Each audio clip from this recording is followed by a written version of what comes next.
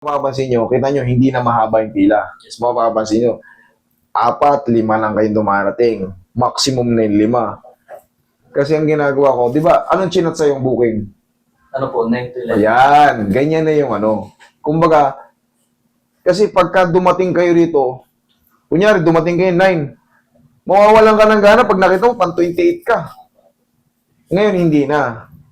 Para yung mga may trabaho pa ng umaga, makapagtrabaho pa. Basta sabihin nyo lang sa admin, Master, hindi ako pwede ng 3 to 4. Di sa umaga ka. Pero hindi kayo pwedeng, kailangan yung na yun, yung binigyan kayo 9 to 11, tapos pupunta kayo 4 to 5. I'm sorry, pero binigyan na kayo ng Nagda-dry run na kami, inaayos na namin yung schedule. Yung mga, yung tawag nito. Kasi nga, tayong mga Pilipino, mainitin tayo.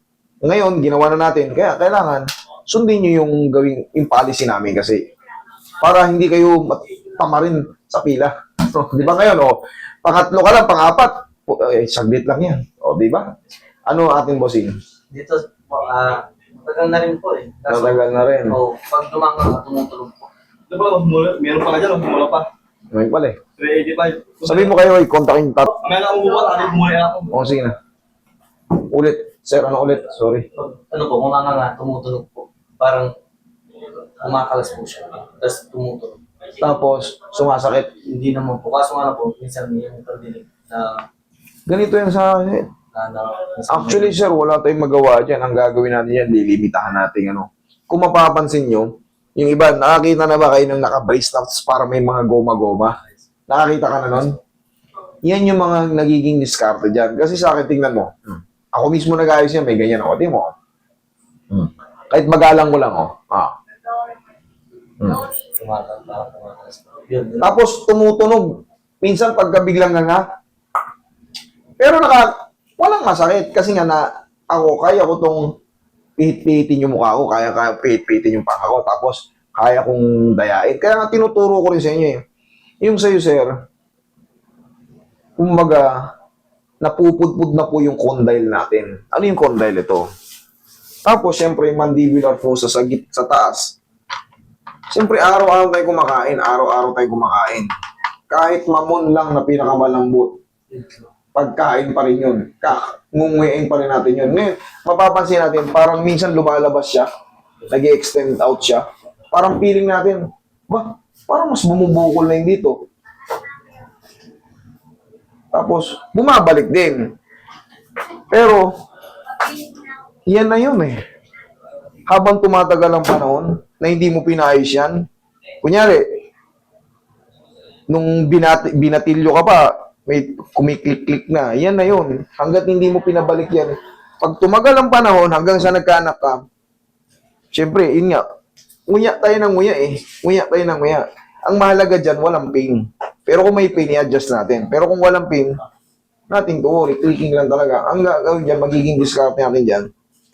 Pag maghihigap tayo, para di mag-lock ganito.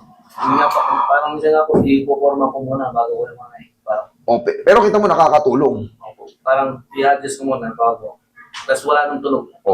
Ayun nga, nakakatulong. Yung tinuturo ko kasi, personal experience ko yan Hindi yan tinuturo ng iba. Nakita nyo, may tuturo ba yung iba? Ako lang unang naglabas ng video niyan. Kasi nga, personal experience ko. Bunga nga sa akin na rin, merong Tapos, wala namang wala namang sumasakit, sir.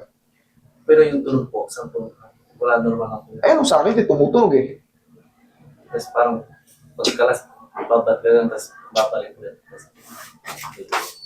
Sige nga. Oo. Pwede, subukan natin i-adjust, Higa kang patagilid. Yan, higa kang patagilid. Bukan natin i-adjust. Pero ito kasi walang masakit. Pero hindi naman ito sasakit Didiinan ko lang ng konti. Sige nga malaki. Dandan sara. Yan. Upo ka ulit. Mabilis lang. Kumbaga, tapos, nga ka ng pag ganito.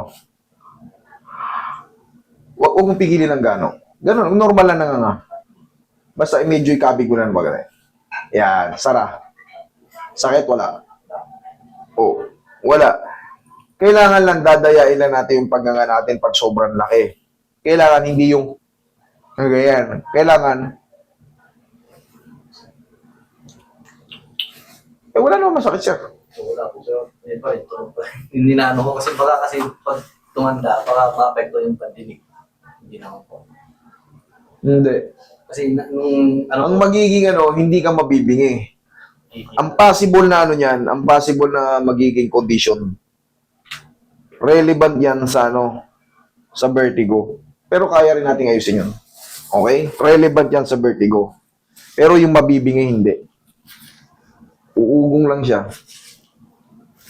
Ayos pa naman yung tenga mo eh. Ang mangyayari niyan, sir, pinaka-the best yan, dadayain lang sa pagnganga, tapos, hayaan mo lang dyan, dun kang umuya sa kabila. Tapos, syempre, ano bang tamang way ng pagsabi ron? Yung pagkain ng sobrang titigas, yung sobrang kukunat, yun ang iwasan. Yun lang kasi, wala namang masakit eh. Wala akong dapat i-adjust. In-adjust ko na, pero kita nyo, tumunog. Pero, walang masakit. May clicking pa rin. Wala tayong gagawin dyan. Kung gusto mo, limitahan mo yung pagnganga mo. Yung iba, yung mga social, nakikita nyo, binibrace, tapos may mga nakakita ka na nun, di ba? Yun. Pero, pag tinanggal nila yun pa rin ang problem, hindi pa rin kasi nga napuputput na yung tinatawag nating condyle at mandible fossa. Wala nating nating to worry hanggat walang masakit. Kung may masakit, tsaka ko i-adjust. Pero yung ganyan, idol, wala kayong babayaran sa akin. Ang mahalaga, na-check ko, yun yung gusto nyo eh. Na-adjust ko, napagbigyan ko yung gusto nyo, pero pagkaalam kung nothing happen or hindi naman talaga serious yung nyo, hindi ko na yan sinisingin. Okay? Sige pa. Sige na, idol. From Bayan Bangkok ako.